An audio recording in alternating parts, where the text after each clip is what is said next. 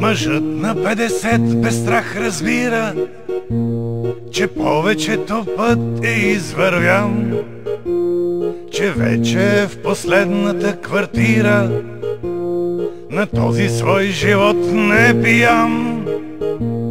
От виното на млади обещания, а трезвен и понякога суров, не бърка мимолетните желания, сетничката, съдбовната любов.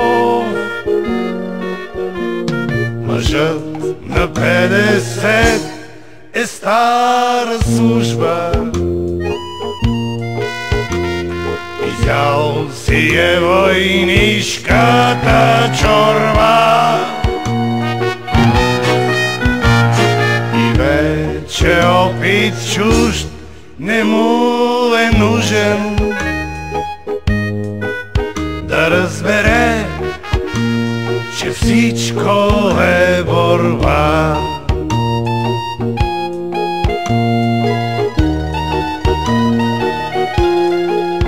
Да разбере, че всичко е борба, че всичко е борба.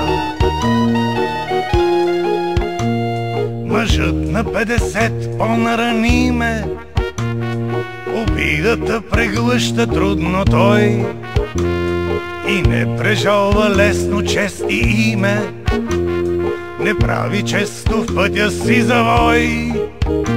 Недоверчив е към прибързаната слава, страни от амбициозния глупак.